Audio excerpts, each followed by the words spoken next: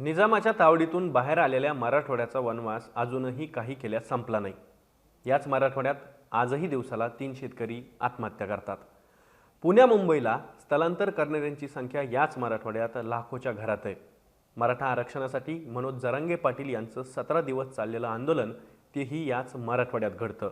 सिंचनाचे रखडलेले प्रकल्प, शिक्षणाचा अभाव, चिमटीत अडकलेली उद्योगधंदे, दळणवळणाची कोंडी आणि बेरोजगार तरुणांचे घोळके हा आहे आजचा मराठवाडा। छत्रपती संभाजीनगर, जालना, बीड, धाराशिव, लातूर, परभणी, नांदेड आणि हिंगोली या 8 जिल्ह्यात पसरलेल्या या मराठवाड्याचा वनवास संपवण्यासाठी आपण नेमकं कोणत्या रामराज्याची वाट पाहतोय हेच कळत नाही। याचाच आढावा हैदराबाद मुक्तीसंग्राम दिनाच्या 75 निमित्त खास तुमच्यासाठी। नमस्कार, मी धनंजय सानप, तुम्ही पाहताय ॲग्रो वन। सध्या मराठवाड्यात राजकीय धामधुमींनी वेग घेतलाय। राज्य सरकारनं 45,000 कोटींचं पॅकेज मराठवाड्याच्या विकासासाठी काल जाहीर केलं। निमित्त काय तर हैदराबाद मुक्तीसंग्रामाला 17 सप्टेंबर रोजी 75 वर्षे पूर्ण होत आहेत। त्यामुळं 2 दिवस छत्रपती संभाजीनगरचे रस्ते चकचकीत करण्यात आले। लाईटांनी उजळून निघालेले रस्ते, आलिशान गाड्या, स्वादिष्ट भोजनांची तयारी, पंचतारांकित हॉटेलचं बुकिंग, तैनातीतला नौकरदार वर्गाची रेलचेल, प्रशासनातील दिग्गजांचा लवाजमा आणि शुभ्र पांढरे सदरे घातलेल्या मंत्र्यांचे ताफे, त्यासोबतच आठवणी, गप्पांच्या मैफिली आणि शेवटी घोषणांचा पाऊस हे आहे मराठवाड्याच्या छत्रपती संभाजीनगरचं कालचं चित्र।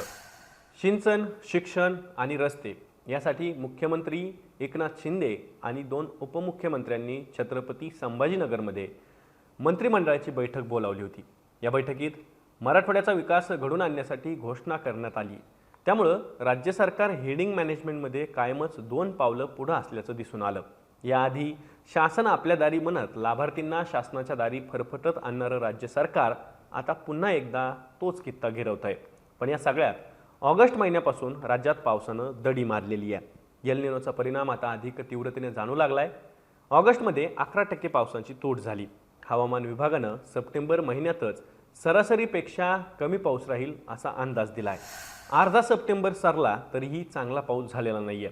त्यामुळं कापूस, सोयाबीन, तूर, उडीद, मूग, ज्वारी पिकाला फटका बसतोय। साहजिकच उत्पादकतेत घट होण्याची चिन्ह आता स्पष्टपणे दिसू लागली आहेत। पावसाच्या दडीमुळे राज्यातील बहुतांश धरणात पाणीसाठा सुद्धा कमी झालाय। मराठवाड्यात तर धरणांची अवस्था अधिकच बिकट आहे। त्यामुळं रब्बी हंगामावरही मळब दाटलेलं आहे। चाऱ्याची टंचाई दिवसेंदिवस अधिकच तीव्र होऊ लागली आहे। राज्यात पिण्याच्या पाण्यासाठीही कसरत करावी लागते। जनावरांना पाणी मिळेल की नाही अशी स्थिती आहे। या सगळ्या गोष्टी दुष्काळाचीच खात्री करून देणाऱ्या आहेत। त्यामुळे शेतकऱ्यांची चिंता अधिकच वाढली आहे। पण या सगळ्यात मूलभूत प्रश्नावर राज्यातील राजकीय रणधुमाळीत पांघरून घालण्याचं काम राज्य सरकारकडून सुरू आहे। शेजारच्या कर्नाटक राज्य सरकारची दुष्काळ जाहीर करण्याची तयारी सुरू असताना महाराष्ट्रात मात्र सगळं काही आनंद असल्यासारखं चित्र निर्माण केलं जात आहे। राज्याचे मुख्यमंत्री एकनाथ शिंदे आणि 2 उपमुख्यमंत्री फडणवीस पवार सत्तेची रस्सीखेच करण्यात गढून गेलेले आहेत। तर एरवी खणखणीत आवाजात शेतकरी पुत्र असल्याचं सांगत आपल्या भाषणाला सुरुवात करणारे कृषी मंत्री धनंजय मुंडे राजकीय सभा दंग आहेत। अलीकडेच उपमुख्यमंत्री अजित पवारांची बीड जिल्ह्यात कृषी मंत्री मुंडे यांनी सभा आयोजित केली होती, आठवतंय ना? त्या सभेच्या आधी शरद पवारांची सुद्धा सभा झालेली होती। खरं तर याच सभेला प्रत्युत्तर देणारी सभा मुंडे यांनी आयोजित केलेली। पण त्या सभेच्या टॅगलाईनमध्ये बीड जिल्ह्याचा दुष्काळ मिटवण्यासाठी असा शब्दप्रयोग फक्त चवीपुरता करण्यात आला होता। कारण वास्तवात मात्र या सभेचा सगळा फोकस शरद पवारांच्या टीकेला प्रत्युत्तर देणाराच होता। दुष्काळ शब्दप्रयोग केवळ सोयीस्कररित्या वापरला गेला। या राजकीय पार्श्वभूमीवर राज्यातील खऱ्या दुष्काळाबद्दल मात्र कुणीही ब्र उच्चारायला तयार नाही। भारताला स्वातंत्र्य मिळाल्यानंतर 1 वर्ष 1 महिना 2 दिवस उशिरा हैदराबाद संस्थानाला स्वातंत्र्य मिळालं। तुम्हाला माहितीच आहे, याच हैदराबाद संस्थानाचा भाग होता आपला मराठवाडा। भारत स्वातंत्र्य झाल्यानंतरही हैदराबादमध्ये निजामांची सत्ता होती। हैदराबादला निजामाच्या तावडीतून बाहेर काढण्यासाठी अनेकांनी लढा दिला। स्वामी रामानंद तीर्थ, दिगंबरराव बिंदू, गोविंदभाई श्रॉफ यासारख्या स्वातंत्र्य सैनिकांनी लढ्याचं नेतृत्व केलं। हुतात्मा गोविंदराव पानसरे, हुतात्मा बहिर्जी नाईक शेवटच्या श्वासापर्यंत रझाकारांशी लढत राहिले। मराठवाड्याच्या गावागावात स्वातंत्र्य सैनिकांनी निजामांच्या विरोधात बंड केलं। त्यात कित्येक स्वातंत्र्य सैनिकांनी आपल्या प्राणाची आहुती दिली। स्वातंत्र्य सैनिकांनी आपल्या प्राणाची आहुती केवळ मराठवाड्याच्या स्वातंत्र्यासाठी दिलेली नव्हती, तर भारताच्या अखंडतेसाठी दिलेली होती। शेवटी निजाम सत्तेविरुद्ध पोलीस कारवाई करण्यात आली आणि तेव्हा निजाम हैदराबाद सोडून पळून गेला आणि मराठवाड्याला स्वातंत्र्य मिळालं.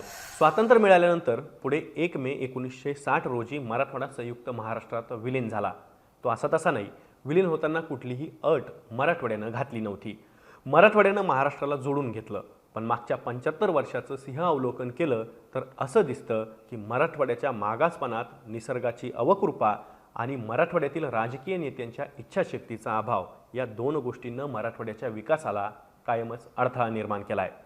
पावसाचं प्रमाण कमी असल्यानं मराठवाड्यातील शेतकऱ्यांवर दुष्काळाची टांगती तलवार असते.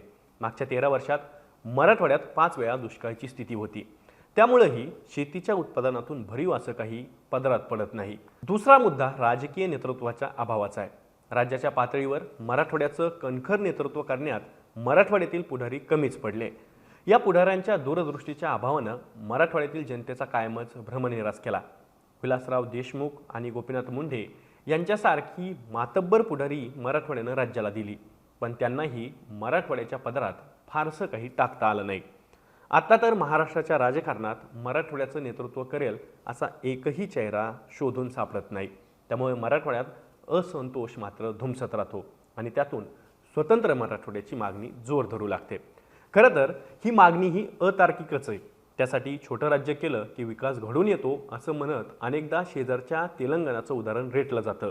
पण खरं तर कोणत्याही प्रदेशाचा विकास आपोआप घडत नसतो. त्यासाठी राजकीय इच्छाशक्ती लागते. मराठवाड्यात अशी राजकीय इच्छाशक्ती असलेल्या नेतृत्वाचा अभाव आहे. त्यामुळं स्वतंत्र मराठवाडा करून फार काही हाती लागेल अशी शक्यता दूरवर दिसत नाही. केवळ गुळगुळीत रस्ते आणि 24 तास वीज म्हणजेच विकास नसतो. शिक्षण, आरोग्य, पाणी, रोजगार, उद्योगधंदे अशा सुरक्षितता देणाऱ्या कितीतरी गोष्टींचा विकास या संकल्पनेत समावेश आहे. पण मागच्या 75 वर्षात अजूनही मराठवाड्याच्या जनतेच्या वाट्याला या मूलभूत गोष्टीच आलेल्या नाही आहेत आणि त्यासाठी राजकीय नेते मंडळी कारणीभूत आहेत. दरवर्षी मराठवाड्यातून स्थलांतरित होणाऱ्यांची संख्या 8 लाखांच्या घरात पोहोचलेली आहे. शेतीतून उदरनिर्वाह होत नाही म्हणून शिक्षण आणि रोजगारासाठी लोंढेच्या लोंढे पश्चिम महाराष्ट्रात दाखल होतात. ते आजवर रोखण्यासाठी कुठल्याही नेत्यांनी प्रयत्न केलेले नाही आहेत. मागच्या 2 दशकात कापूस आणि सोयाबीन मराठवाड्याची प्रमुख पिकं झाली आहेत. पण अजूनही या 2 पिकांवर प्रक्रिया करणारी यंत्रणाही मराठवाड्यात उभी राहिलेली नाही आहे. त्यामुळं शेतीशी संबंधित उद्योगधंद्यांचा उभा आडवा विस्तार अडखळून बसलेला आहे. उद्योगधंदे नसतील तर रोजगार कसा मिळणार? रोजगाराच्या इतर संधी नाहीत म्हणून शेतीवर अवलंबून असणाऱ्यांची संख्या वाढत जाते किंवा स्थलांतराचा मार्ग आपलासा केला जातो. 80% अल्पभूधारक शेतकरी असलेल्या प्रदेशात कुटुंबातील प्रत्येक सदस्य शेतीवर अवलंबून असेल तर त्या कुटुंबाचं जीवनमान कसं उंचावणार? त्यात केंद्र सरकारनं मराठवाड्यातील कापूस सोयाबीन उत्पादक पुरता उद्ध्वस्त करण्याचा जणू चंगच बांधलाय. निर्यातीवर बंधनं आणि आयातीला मोकळीक या धोरणानं शेतीचा बट्ट्याबोळ केलाय. यावरही मराठवाड्यातील पुढारी कधी रस्त्यावर उतरलेली दिसत नाहीत वा संसदेत वा विधिमंडळात बोलताना सुद्धा दिसत नाहीत. मग मराठवाड्याचा अनुशेष भरून निघणार कसा? राजकीय नेतृत्वाच्या अभावी मराठवाड्याच्या पदरात हक्काचंही कधी काही पडलेलं नाही आहे. असा सगळा इतिहास असताना 75व्या हैदराबाद मुक्तीसंग्रामाचं निमित्त साधन अर्थसंकल्पातील पॅकेजला मलमपट्टी करून पुन्हा एकदा मुख्यमंत्री शिंदे आणि उपमुख्यमंत्री फडणवीस पवार यांनी मराठवाड्याच्या जनतेसमोर सादर केलंय. थोडक्यात काय तर मराठवाड्याच्या जनतेसमोर आम्ही तुमचे कैवारी अशा पद्धतीनं घोषणा करून मुख्यमंत्री आणि 2 उपमुख्यमंत्र्यांनी मराठवाड्यातील जनतेला स्वप्न दाखवण्याची पूर्णतः काळजी घेतलेली आहे. एकीकडे पाऊस अंत पाहतोय तर दुसरीकडे शेतमालाचे भाव पाडण्यासाठी सरकार वाटेल ते करतंय. यात शेवटी बळी जातो तो शेतकऱ्यांचा. हैदराबाद मुक्तीसंग्राम दिन चिरायू हो अशी आशा ठेवून आपल्या न्याय हक्कांसाठी आपण बोलत राहू. पुन्हा भेटू नवीन विषयासोबत. तोवर काळजी घ्या.